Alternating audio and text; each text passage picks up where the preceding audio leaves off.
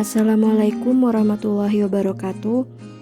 Perkenalkan, kami dari kelompok 4. Di sini saya akan memperkenalkan anggota-anggota dari kelompok 4. Yang pertama, Mai Anggi Anesti, NIM 12, Mauli Sofi Agustin, NIM 13, Sulastri Alaida Putri, NIM 34, Nadia Turahma, NIM 53, dan Fani Amelia Sari, NIM 61. Kami memilih daerah Sumatera Barat.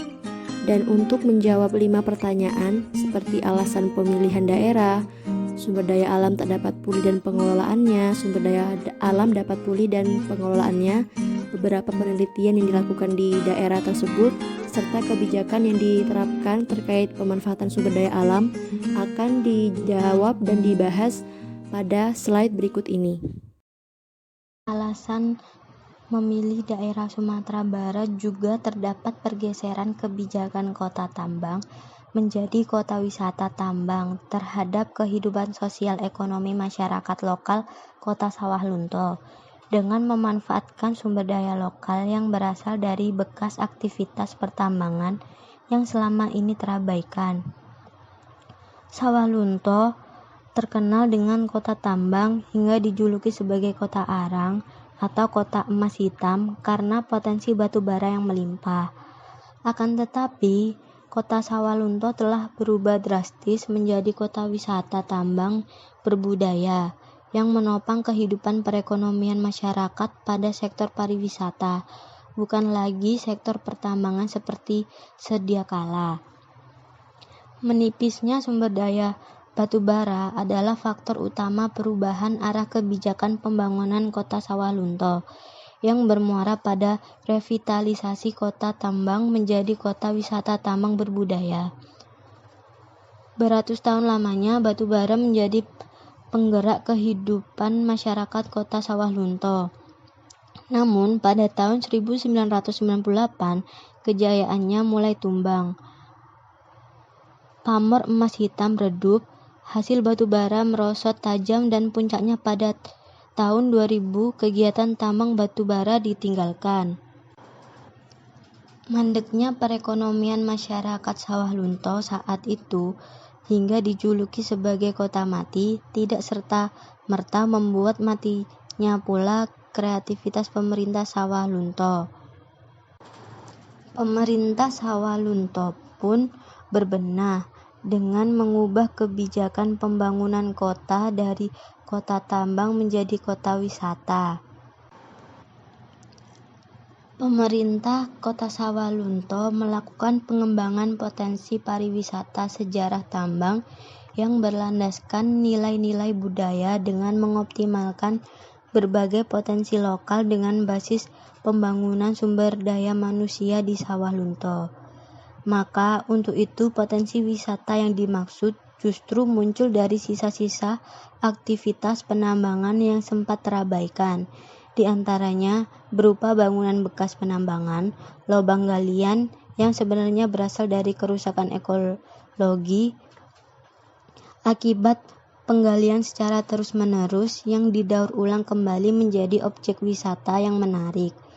Untuk melengkapi pesona wisata tambang ini, ikon wisata juga dilengkapi dengan wisata sejarah yang mengisahkan tentang kisah kelam di balik perjuangan para buruh tambang. Mereka kenal dengan istilah orang rantai untuk mengisi sisi pengetahuan pada wisatawan.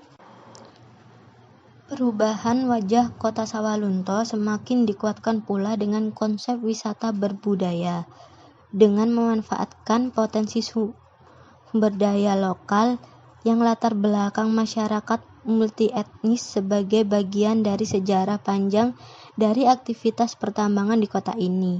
Wisata budaya multietnis inilah yang juga menjadi ciri khas dari wisata tambang kota Sawah Lunto saat ini dan menjadi daya tarik tersendiri bagi pengembangan pariwisata di kota Sawah Lunto yang berbeda dari kota wisata tambang lainnya di dunia.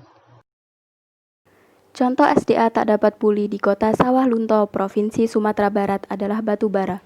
Kota ini pernah dijuluki kota arang atau kota emas hitam karena potensi batu bara yang dimilikinya. Namun, untuk saat ini, pengelolaan yang dilakukan adalah revitalisasi kota tambang menjadi kota wisata tambang berbudaya. Hal itu dikarenakan telah menipisnya sumber daya batu bara dan bertujuan untuk menopang kehidupan perekonomian masyarakat dari jurang kemiskinan. Hasil batu bara merosot tajam pada tahun 2000 dan kegiatan tambang ditinggalkan, sehingga menyebabkan perekonomian kota ini goyah. Rendahnya harapan hidup di kota ini menyebabkan tingginya angka migrasi. Kota ini akhirnya terancam menjadi kota mati. Hal tersebut yang mendorong pemerintah menjadikan kota tambang menjadi kota wisata. Bangunan bekas kegiatan penambangan didaur ulang dan dikelola menjadi wisata sejarah sebagai aset penting dan nilai jual dalam pariwisata. Potensi lain yang diperkuat oleh pemerintah Sawah Lunto adalah pengembangan produksi kerajinan tenun silu engkang sebagai kekayaan lokal kota Sawah Lunto.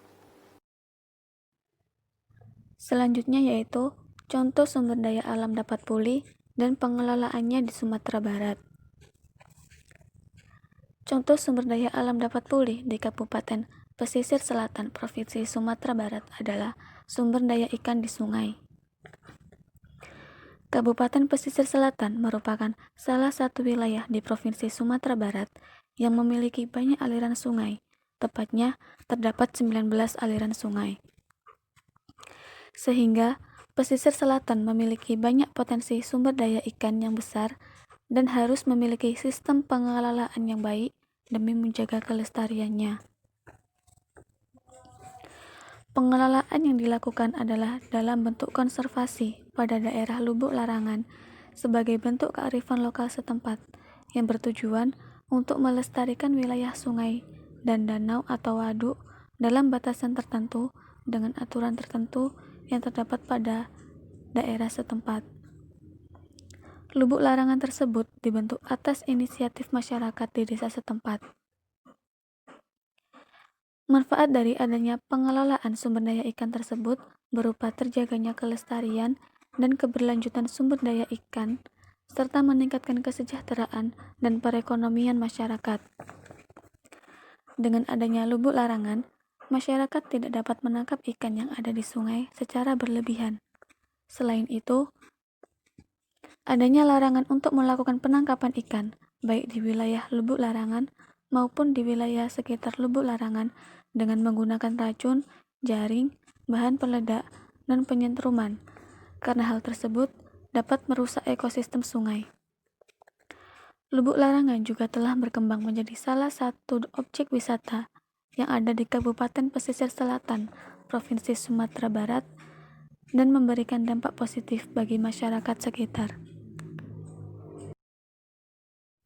Untuk yang selanjutnya yaitu beberapa penelitian di daerah Sumatera Barat. Yang pertama, pengelolaan sumber daya ikan di sungai. Penelitian ini di Kabupaten Pesisir Selatan, Provinsi Sumatera Barat oleh Maulana dan Hakim pada tahun 2015, di mana berisikan bentuk pengelolaan sumber daya ikan di sungai pada lokasi dilakukan dalam bentuk lubuk larangan sebagai bentuk kearifan lokal setempat. Pengelolaan ini bersifat komunal.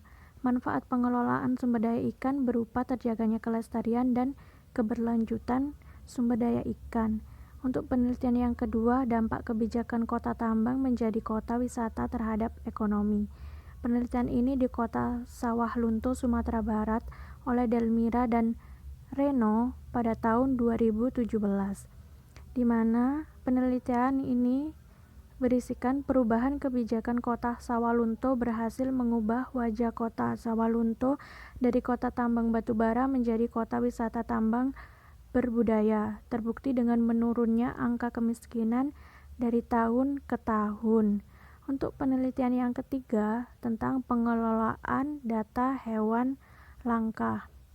Studi kasus ini di Badan Konservasi Sumber Daya Alam atau BKSDA Sumatera Barat oleh Ade Putrananda pada tahun 2019 yang berisikan pihak BKSDA Sumatera Barat dapat melakukan pengelolaan data hewan langka secara lebih cepat. Proses pencarian data juga lebih cepat.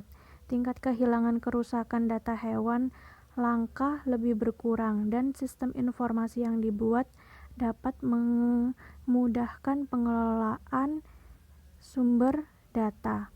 Untuk penelitian yang keempat, kajian tentang sifat magnetik pasir besi. Kajian ini berisikan tentang sifat magnetik pasir besi dan dari Pantai Sunur, Pariaman, Sumatera Barat oleh Fatni Mufid dan kawan-kawan pada tahun 2006, di mana penelitian ini berisikan bahwa pasir besi dari Pantai Sunur, Pariaman, Sumatera Barat mempunyai kandungan mineral magnetik berupa magnetit dan hematit yang cukup tinggi. Karakteristik magnetik dari pasir besi ini mendekati karakteristik pasir besi yang telah ditambang secara besar-besaran di Cilacap, Jawa Tengah. Untuk kandungan mineral magnetik pada sejumlah lokasi memberikan peluang untuk pemanfaatan pasir besi lebih jauh lebih setelah melalui kajian yang lebih rinci. Ya, untuk pertanyaan yang terakhir, kebijakan yang diterapkan terkait pemanfaatan sumber daya alam yang ada dua, yaitu sumber daya alam tak dapat pulih dan sumber daya alam dapat pulih. Untuk sumber daya alam tak dapat pulih sendiri, kebijakan yang diterapkan di Sawah Lunto adalah dengan menjadikan kota wisata tambang berbudaya, yang awalnya menopangkan kehidupannya pada sektor pertambangan beralih ke sektor pariwisata. Menipisnya sumber daya batu bara adalah faktor utama perubahan arah kebijakan pembangunan kota Sawah Lunto, yang bermuara pada revitalisasi kota tambang menjadi kota wisata tambang berbudaya. Pemerintahan Sawah Lunto pun berubah dengan mengubah kebijakan pembangunan kota dari kota tambang menjadi kota wisata, yang tertuang dalam rumusan visi kota Sawah Lunto dalam Peraturan Daerah Nomor 2 Tahun 2001, yaitu Sawah Lunto tahun 2020 menjadi kota wisata tambang dan berbudaya. Potensi wisata yang dimaksud justru muncul dari sisa-sisa aktivitas penambangan yang sempat terabaikan, di antaranya berupa bangunan bekas penambangan, lubang galian yang sebenarnya berasal dari kerusakan ekologi akibat penggalian secara terus-menerus yang didaur ulang kembali menjadi objek wisata yang menarik. Untuk melengkapi pesona wisata tambang ini, ikon wisata juga dilengkapi dengan wisata sejarah yang mengisahkan tentang kisah kelam di balik perjuangan para buruh. Mereka kenal dengan istilah orang rantai untuk mengisi sisi pengetahuan pada wisatawan. Perpaduan antara potensi alam, potensi sejarah, dan potensi budaya inilah yang dikemas oleh pemerintah Sawah Lunto sebagai kota wisata tambang berbudaya yang nyatanya sukses membangkitkan kembali sejarah kejayaan kota Sawah Lunto, terbukti dengan menurunnya angka kemiskinan masyarakat dari tahun ke tahun. Nah, dilihat dari kondisi ini, tidak berlebihan jika kita mengambil kesimpulan bahwa pergeseran kebijakan kota Sawah Lunto menjadi kota wisata tambang berbudaya berhasil mengubah wajah kota Sawah Lunto saat ini, sekaligus membangkitkan kembali perekonomian kota yang sempat mati suri. Ya, untuk selanjutnya adalah sumber daya alam dapat pulih. Kebijakan yang diterapkan yaitu dengan membuat lubuk larangan dan juga didukung oleh Surat Keputusan Bupati Pesisir Selatan Nomor 523 Tahun 2007 tentang penetapan kawasan konservasi adat perairan air tawar, serta Peraturan Nagari Barung-Barung Belantai yang isinya mendukung adanya larangan penangkapan ikan secara ilegal.